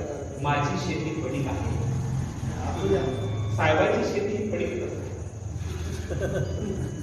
त्याच्यामुळे साहेबांच्या शेतीचा विचार करून आपल्याला चालणार नाही. आपल्याला सर्वसामान्य शेतकऱ्यांच्या, यशस्वी शेतकऱ्यांचा अभ्यास करावा लागेल. शेकडा 50-60% शेतकरी याच्यामधून बाजूला झालेले आहेत. त्यांचा विचार जर केला तर तुम्ही रेशीम शेती करू शकणार नाही. मी पुन्हा पुन्हा सांगणार आहे, मी स्वतः रेशीम शेती करणार आहे. असा सध्या मुरुड तालुक्यात इथे 50 शेतकऱ्यांना आहे की याच्यासाठी पुढे मार्गदर्शन मिळालं पाहिजे. मी ते सांगतोय की तुमच्या म्हणण्यामध्ये 100% तथ्य आहे. अतिशय महत्वाचा मुद्दा आपण मांडलेला आहे.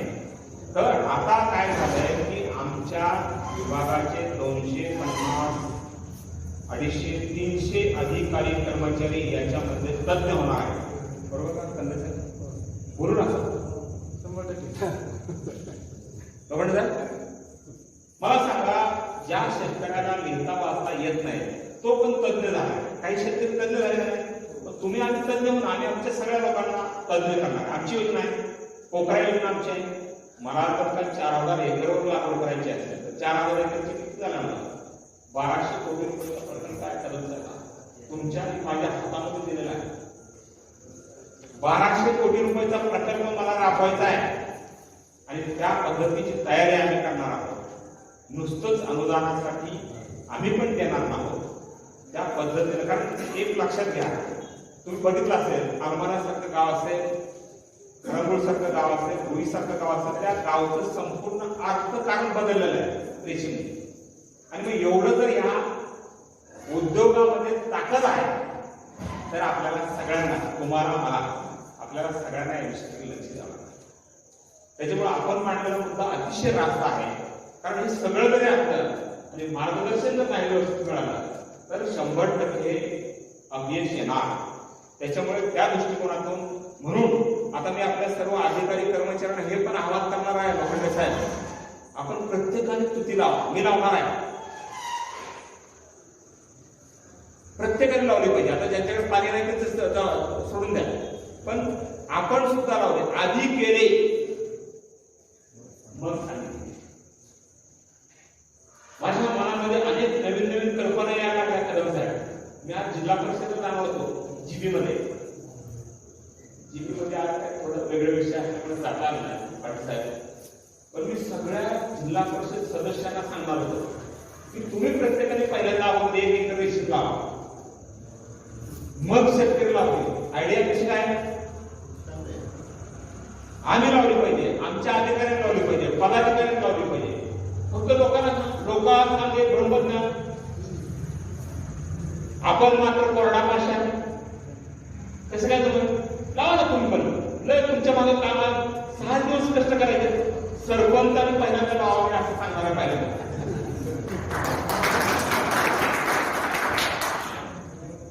एक लक्षात घ्या, 1200 कोटी रुपयाची योजना आपल्याला दिली शासनाने. आपण म्हणतो की साहेब सरकार खराब आहे, अधिकारी खराब आहे, नेते खराब आहे. अरे दिलेलं ते नीट करत नाही, मग तुमचा उपयोग काय? 1200 कोटी रुपयाची योजना तुमच्या हातामध्ये ते करत नाही. आणि आपल्याला अशा पद्धतीने काम. म्हणून मी त्यांचा फोन किती वाजता आता विचारला, काल किती वाजता आता पाटीलचा फोन, सकाळी तुम्हाला किती वाजता फोन केला? 5:45 ला त्यांना फोन केला, येऊ का तुमच्या गावामध्ये?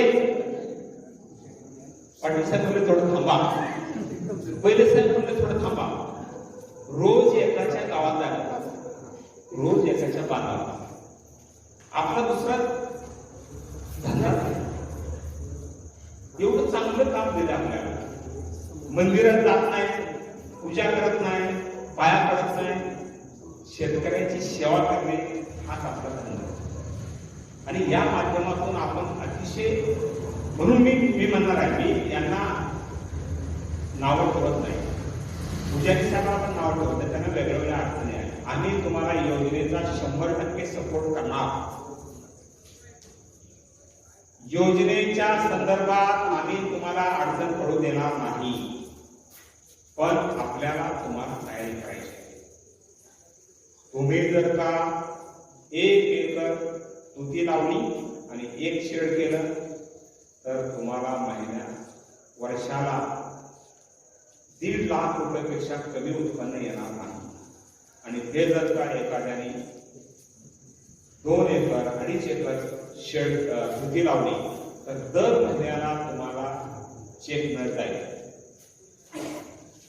हे प्रत्यक्षात अनेक शेतकऱ्यांनी केलेलं आहे. त्याच्यामुळे आपल्याला विचार करावा. आणखी काय प्रश्न आहे? पाणी असणार, बोरचं पाणी असेल, विहिरीचं पाणी असेल, त्यांनीच करावं. ज्यांच्याकडे पाणी नाही ते करू शकतात, पण योजनेमध्ये त्यांना करण्यासाठी अडचण आहे. पाणी नसेल कारण त्याच्यामध्ये पाण्याचा स्रोत आवश्यक आहे. आता योजनेत सोडून करा असं मी धाडसच करणार नाही, कारण त्याला एवढा खर्च करेल कोण. त्याच्यामुळे योजना आहे म्हणून पण करा असं मी म्हणणार, पण योजना आहे म्हणूनच करा असं पण नाही. आपल्याला हा व्यवसाय सक्सेसफुल करायचा आहे. दर महिन्याला आपल्या कुटुंबातल्या सगळ्या लोकांचा त्याच्यामध्ये सहभाग होऊन दर महिन्याला आपल्याला पैसे मिळवायचे, या उद्देशाने हा आपल्याला व्यवसाय करायचा आहे. आणखी काय प्रश्न बहुतेक नसले पाहिजे असं मला वाटते. मी पुढे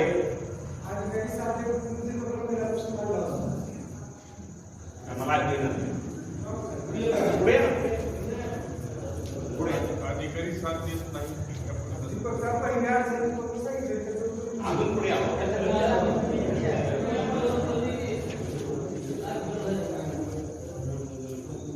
पहिली अडचण होती की अधिकारी साथ देत नाही. तुम्ही नीट ऐकलं नाही का की ते काय म्हणतात? कृषी विभागाच्या ते पहिले साहेब हे तुमचं काम करतात. पहिले साहेबाच्या पुढले हो, पहिले साहेब रोज भेटते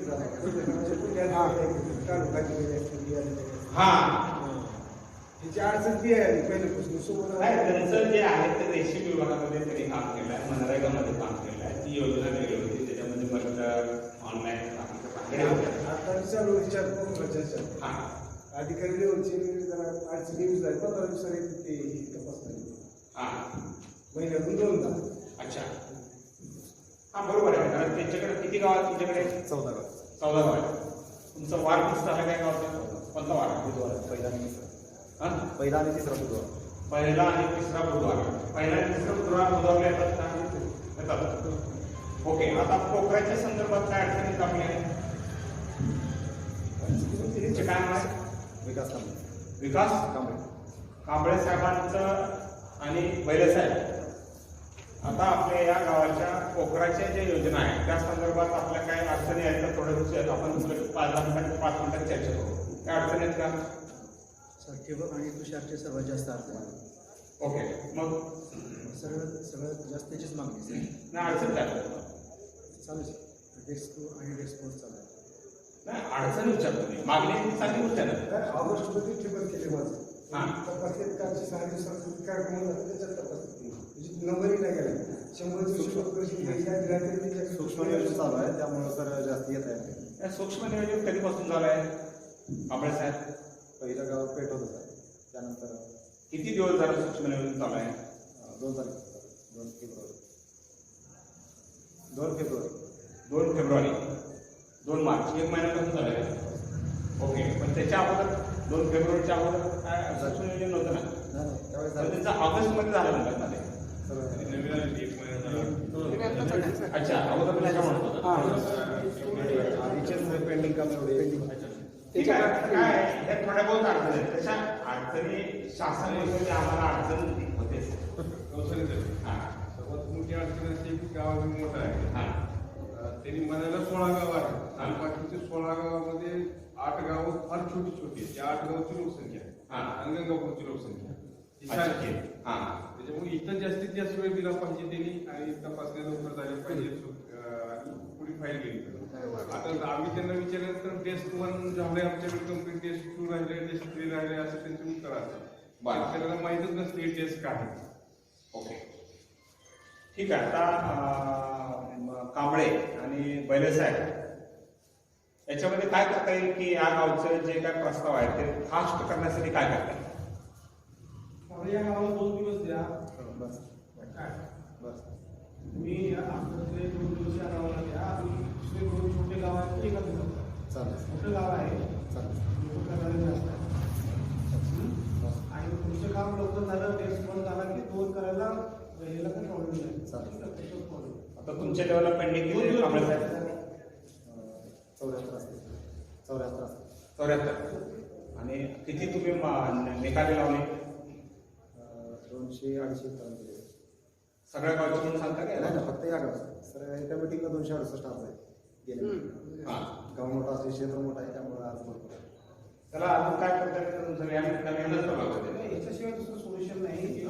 मोठं गाव आहे 2 दिवस देऊ द्यायचे. हा. पण वरती आपण एवढं मानून बसलो की वरती संख्या वाढवा आमची. नाही, आता मला सांगा कांबळे साहेब, तुम्ही ज्या दिवशी या गावाला येता तुम्ही राहायला कुठे आहे? लातूरला लातूरला. किती वाजता येतं सकाळी? 10 वाजता 10 वाजता. आणि संध्याकाळी किती वाजता जाता? कधी 6 वाजता कधी आता दुपार होते 6:30 6 वाजेपर्यंत पूर्ण दिवसभर काम करा. ओके. आणि तुमच्याकडे 14 गावापैकी लहान छोटी गाव आहेत की तिथे अर्जही कमी आहेत, लोकसंख्याही कमी आहे, अशी किती गाव आहेत? साधारणतः 5 असतात 5 गाव आहेत. मग तुम्ही त्या 5 गावांना कमी वेळ देऊन त्या गावचे एका गावात तेच करावं लागेल. एका दिवशी 2 वगैरे असं करावं लागतं. 2 दिवस काम बरंच चांगलं होतं. हा. आणि तसं सकाळी करा. जवळ आहे कांबळे सकाळी 8ला यायचा. बरं 2 दिवस घेतले. जवळ आहे ना. बरं, कांबळेच्याकडे कोणता विषय आहे की ज्याचं स्थळ पाणी त्यांना का लागते? सगळ्यांचं डेस्क आहे आणि काही डेस्क खूप त्याच्याकडे. म्हणजे काय? मध्ये अर्ज केल्यानंतर हा. विषयाची Documentation complete. तपासणे हा. आणि विषयाची मध्ये मान्यता घेणे. सगळे अर्ज हा, म्हणजे मग त्यांना फील्डवर जावं लागतं. मला वाटतं फील्डवर जावं लागतं. हे दोन हा? स्थळ पाणी पण आहे ना. स्थळ पाणी पण आहे. नेक्स्ट फिल्डर्स नाही, स्थळ पाणी सगळ्या प्रकारचे नाही, काही प्रकारचे आहे. त्याच्यात जास्त अर्ज आहे. तर ड्रीप आणि स्प्रिंकलर सर आपला पहिलाच इथला जी माणूस आहे ना त्याच्यामुळे सोडून गेला. ते असल्या कामाचा व्यापक होईल. जागावर गेला सर हो ना. गाव मोठं आहे ना सर असं. आणि आपल्याकडे आमच्याकडे तेच मुंबई काय आहे? करून त्यांना गाव बरोबर नका. नाही मी वाढवते साहेब. नाही, त्याची वैयक्तिक प्रॉब्लेम त्याच्यामुळे केला तो. नाही, आपल्याला एक काय आम्हाला एक सांगा. हा एक दिवस वाढवून घेण्यासाठी तर विषय चालू आहे.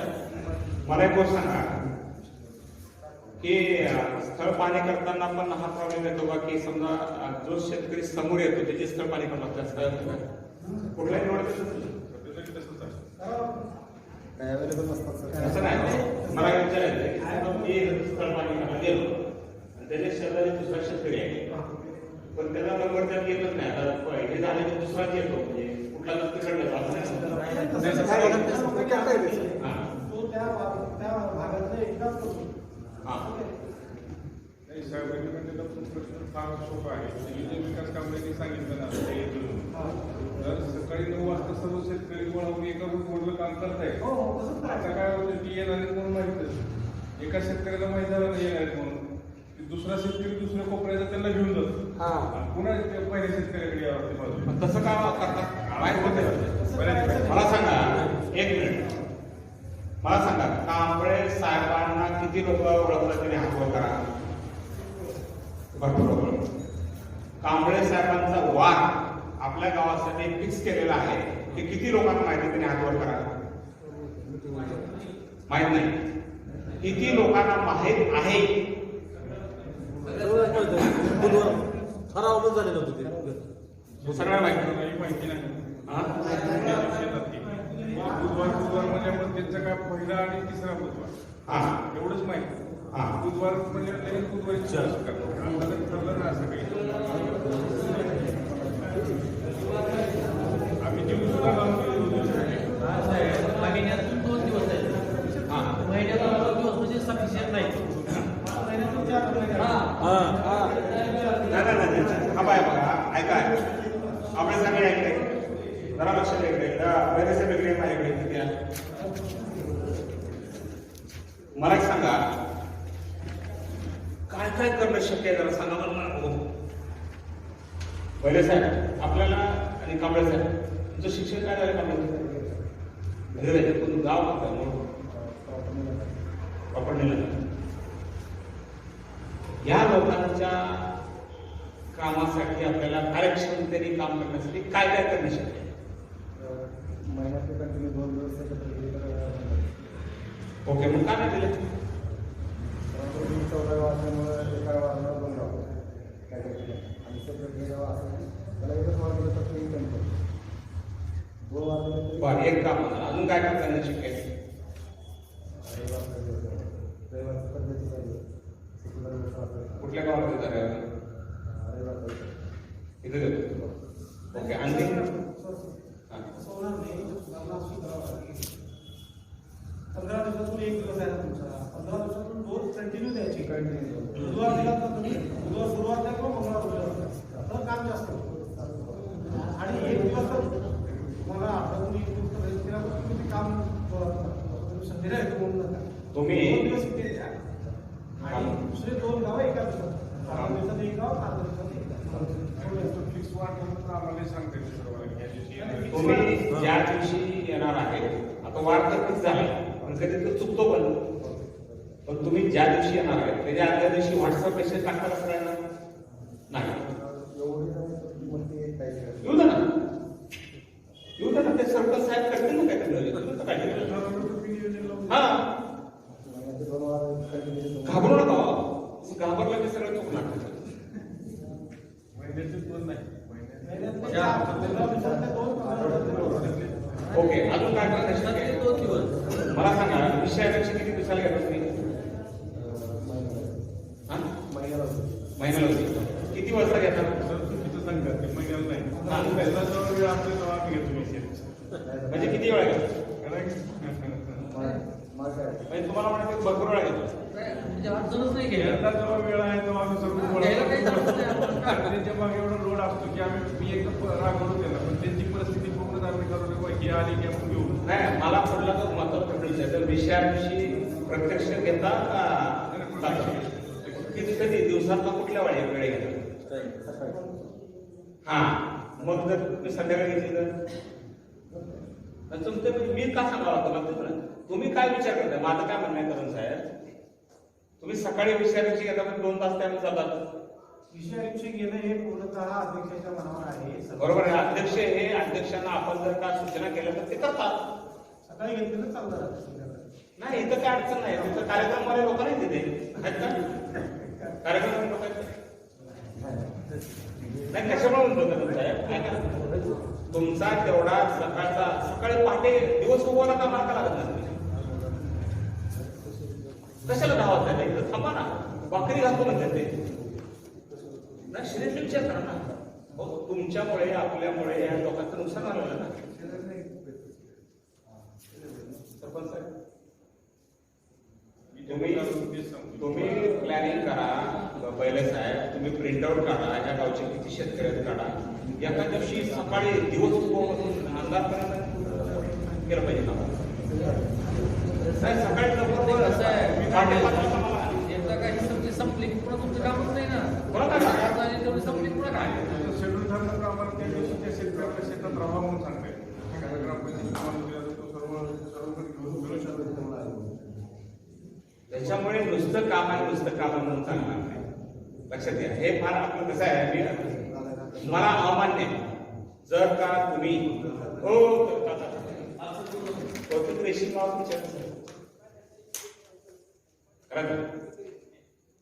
तुम्ही मनापासून ठरवलं तर हे काम शून्य आहे. शून्य मी तुम्हाला दाखवून करू शकतो. काम आहे, कामात लय सगळेजण म्हणतात. मला तर एक जण सुद्धा दिसला नाही काम नाही म्हणणार. पण आउटपुट त्या जात्यातून खाली फिटच पडत नाही. नुसतं म्हणतो जातात लय काम पण आउटपुट प्लॅनिंग करावं लागेल, व्यवस्थित करावं लागेल. पहाटे 5ला कामाला लागा, संध्याकाळी मुक्काम करा, थोडीशी रात्री आराम करा, शांतपणे एन्जॉय. दिवस उगवायला तुम्ही शेतात पाहिजे का?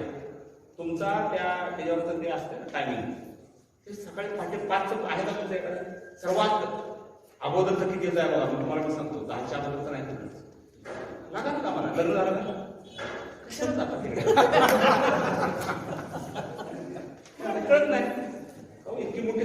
त्यांचं गाव आपल्या कांबळेचं ह्या जिल्ह्यात त्यानं मराठवाड्यात त्यानं योजना आपल्यासाठी आणल्या काय करून राहिले असे का करून राहिले आमचं बालेकरला देखील सुद्धा लावून देऊ. हा? आमच्या गावाचं बालेकरला देखील सुद्धा लावून देऊ. हा. लक्षात घ्या हे अशा पद्धतीने काम करायला गेले हे असं पण जमणार नाही अहो तुम्हाला डोकं घेईल पोखरा गेला तरी तुमचं बंद पडणार नाही काम हो सर हे तुम्ही एका त्या झापडीमधून बाहेर निघा ना रात्री लाईट लावून बघणं शक्य आहे का नाही येऊ दे ना तुमच्या वेळ त्या फोटोमध्ये लाईट लावून दिसताना कांबळे दिसतोय शक्य आहे आता 2 साल पाणी करणार गुड तुमचे अभिनंदन करतो पुष्पगुच्छ घ्या असं येत नव्हतं. हे बघा सरपंचांनी असं म्हणलं पाहिजे मला तेच म्हणायचं ठीक आहे आपल्या साहेब तुमचं काम चांगलं आहे अजून चांगलं करावं लागेल आपल्याला आधी पडून करावं लागेल तुमची तब्येत खराब झाली पाहिजे धीरीने सुटली पाहिजे गोळ्या खायची वेळ आली पाहिजे या पद्धतीने आपल्याला करावं लागणार आहे तर आपण कुठेतरी होणार आहे नाहीतर अशा किती जरी पोखरा आल्या तरी आपला विकासच होणार नाही कांबळे साहेब बरोबर आहे का ओके आणखी काय प्रश्न आहे तुम्हाला वाटतं वेळ जास्त झाला हा आता मला वाटतं आपण काय करूया संपूया आणि मग आपण घरातून बोला थोडा आभार म्हणा आणि काय तुम्हाला काय करायचं घोषणा करते स्वतः मी सुद्धा त्याच्यात मी तुम्हाला आवाज करणार आहे खरोखर शक्य आहे सन्माननीय जिल्हा कृषी अधिकारी दत्तात्रय गावस्कर साहेबांनी जे आजच्या मीटिंगमध्ये प्रेरणा दिली त्यातून नक्कीच माझ्यासह सर्व शेतकरी रेशीम उद्योग नक्कीच व्यवसाय करतील आणि सर तुम्हाला ह्याच्यापेक्षा जास्त खात्री देतो की इथे बसणाऱ्या लोकांनी सुद्धा आपल्या सर्वांना माहिती देतील निश्चितच 100पेक्षा जास्त लोक गावातून आपण रेशीमच नाही सर आपण 2-3 महिन्याला गंगापूरला गेलो थोडंसं आम्हाला कळालं म्हणतो यापेक्षा चांगला कार्यक्रम अजून घेऊ आम्ही सरपंच आणि डोरे पाटलांचा मी गावाला आमचा मित्र आहे डोरे पाटलांनी जे काम पुढे नेलेलं आहे ते पुढचं काम आपण करू आमच्याकडे संतोष पाटील संतोष पाटील संतोष पाटलांच्या गावाला राहणारे गावसरे साहेब निश्चितच गावसरे साहेबांचा मार्गदर्शनाचा फायदा गंगापूरला होणार आहे कोकणाच्या निमित्तानं ही बैठक झाली या ठिकाणी ते आले त्याबद्दल गंगापूरचा प्रथम नागरिक या नात्यानं त्यांचे मनपूर्वक आभार आपण सर्वजण आलात आणि शेतकरी म्हणून सर्वांना ही माहिती द्या आणि शेतकऱ्याच्या ज्या अडचणी असतील ग्रामपंचायत व गावसरे साहेबांच्या मदतीने 100% सोडवण्यात मदत करण्यात येईल आपण आलात त्याबद्दल आपले मनपूर्वक आभार धन्यवाद